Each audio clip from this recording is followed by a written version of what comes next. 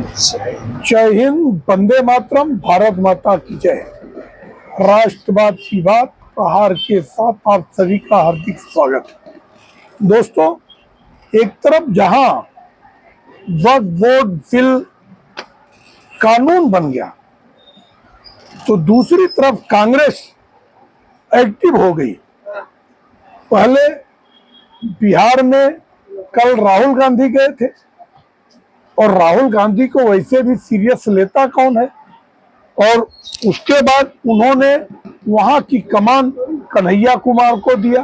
कन्हैया कुमार को देके इसका मतलब कहीं न कहीं लालू को चिढ़ाना है। और ये जो आने वाले समय में ये बहुत दिलचस्प देखने को मिलेगा कि कन्हैया कुमार एक एग्रेसिव नेता है और एक टुकड़े टुकड़े गैंग वाले हैं। तो ये जितने भी हिंदू विरोधी वोट है वो कन्हैया कुमार खींच के लेने में मुझे लगता है कामयाब होगा। इसके लिए अब जो पदयात्रा कन्हैया कुमार कर रहे हैं उसमें राहुल गांधी ने कहा कि ये संविधान, मैं बिहार में आरक्षण मतलब जनसंख्या जातिगत जनगणना करा के रहूंगा।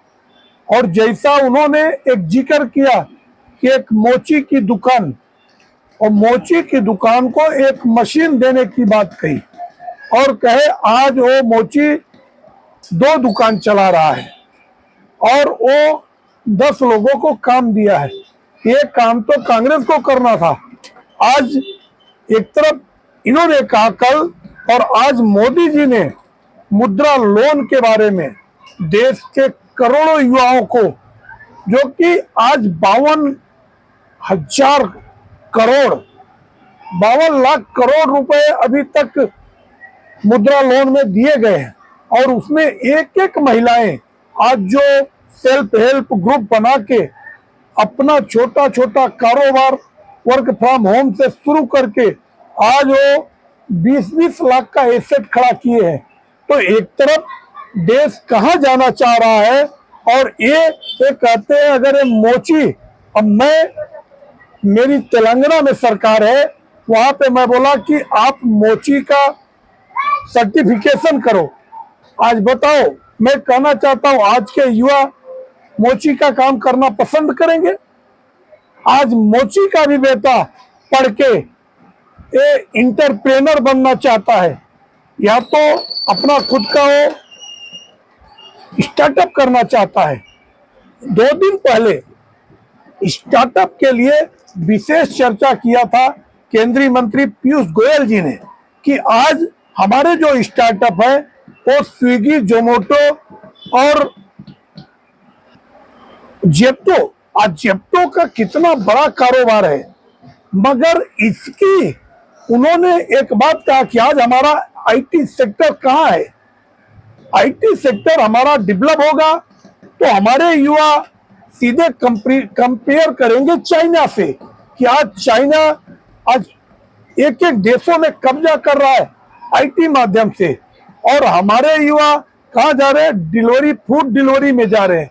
तो पढ़ लिख के ये हमें बर्दाश्त नहीं है। उन्होंने आलोचना किया, और मोदी जी ने आज सभी जितने भी मुद्रा लोन वाले हैं आज उनको मिलके और उनका प्रोत्साहन बढ़ा है कि जो महिलाएं घर में गृहिणी बन के काम करती थी, अभी कल का सर्वे दिखा रहा था कि जो महिलाएं, आज महिलाओं का जो सशक्तिकरण हुआ है ये काबिले तारीफ है।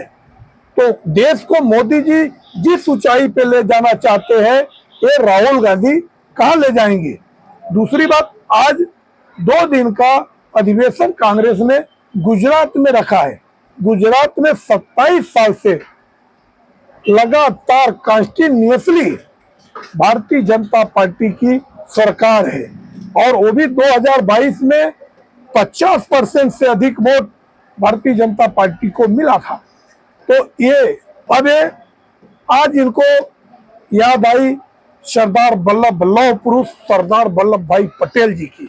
सरदार पटेल जी का जो सोच था, उन्होंने कहा था एक भारत श्रेष्ठ भारत, और इस बात को अगर आगे किसी ने बढ़ाया तो मोदी जी ने बढ़ाया कि 535 रियासतों को मिलाने वाले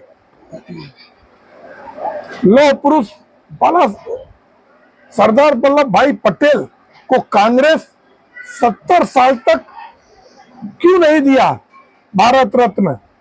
क्यों? कितना जलते थे नेहरू। सरदार वल्लभ भाई पटेल ने 535 रियासतें मिलाई और नेहरू को केवल एक रियासत मिलाने की जिम्मेदारी दी गई थी, वो कश्मीर की, जम्मू कश्मीर की। मगर इन्होंने वहां पे धारा 370 और 35 से इम्पोज किया।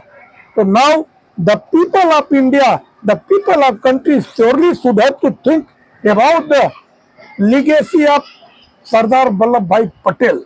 और जब सरदार वल्लभ भाई पटेल के लिए 2011 में शुरुआत किया मोदी जी ने, पूरे देश से लोहा मंगाया और पूरे देश से लोहा मंगाकर सबसे बड़ी स्टैच्यू ऑफ यूनिटी बनाया। और आज वहां करोड़ों श्रद्धालु जाते हैं, जिसमें राष्ट्रभक्ति है। वो स्टैच्यू ऑफ यूनिटी जो कि अहमदाबाद में है, वहां पे जाके देखते हैं। मगर एक कांग्रेस उस स्टैच्यू ऑफ यूनिटी का भी विरोध किया कि ये 3 लाख करोड़ लगा के जो स्टैच्यू ऑफ यूनिटी बनाए नर्मदाबाद के पास, ये इसमें कितने लोगों को रोजगार मिल गया होता। मतलब देश के महापुरुषों को आप कहाँ लाके गिराते हो। आज कांग्रेस कहती है कि सरदार वल्लभ भाई पटेल हमारे थे। आपने देश के किसी भी महापुरुषों का सम्मान नहीं किया, चाहे अंबेडकर जी हो, बाबा साहब भीमराव अंबेडकर को आपको आप 56 साल तक देश में राज किए, मगर आपको बाबा साहब याद नहीं आए। उसके पहले इंदिरा गांधी अपने हाथ से भारत रत्न ले ली, राजीव गांधी को भारत रत्न दे दिया गया, नेहरू को भारत रत्न दे दिया। अरे देश को तोड़ने वाली ईसाई मशीनरी वाली मदर टेरेसा को दिया गया। तो ऐसे घिनौने कृत्य को देश जानेगा। और सरदार वल्लभ भाई पटेल को भारतीय जनता पार्टी और खासतौर नरेंद्र मोदी जी ने जो सम्मान दिया है, या बाबा साहब भीमराव अंबेडकर जी को जो सम्मान भारतीय जनता पार्टी ने दिया, क्योंकि 5 तीर्थों को खरीद कर उस भूमि को उसका सुशोभीकरण किया और उनको भारत रत्न देने का काम भी Bharatiya Janata party lead NDA government ने किया। तो आज हमारे महापुरुषों पे अभिमान है, मगर दोगली कांग्रेस ने सिर्फ भारत को अखंड भारत नहीं बनाना चाहा, इसको टुकड़े टुकड़े करना चाहिए। और आज जात में, धर्म में, पंथ में, मजहब में इसको टुकड़े करना चाहती है। तो मैं कहना चाहता हूं कि आने वाले 50 साल तक गुजरात में कांग्रेस का खाता नहीं खुलेगा। आने वाले समय में फिर प्रचंड बहुमत में 2027 में भारतीय जनता पार्टी की सरकार बनेगी। आप लोगों को अगर हमारे कंटेंट पसंद आए तो आप हमारे चैनल को सब्सक्राइब करें। और आज हमारा 1000 सब्सक्राइबर हुआ है। इस खुशी में मैं अपने सभी व्यूअर्स को धन्यवाद करता हूं कि आप लोगों का आशीर्वाद हमें मिलता रहे और आप लोग कमेंट सेक्शन में आके अपने विचार भी रखें और इसको ज्यादा से ज्यादा शेयर करें और अपने दोस्तों को प्रेरित करें सब्सक्राइब करने के लिए। ये सोच राष्ट्रवाद की सोच है और ये कभी झुकना नहीं चाहिए। ये बिना थके, बिना हारे हम आप लोगों के साथ कंधा से कंधा मिलाकर चलते रहेंगे। जय हिंद, वंदे मातरम, भारत माता की जय। धन्यवाद।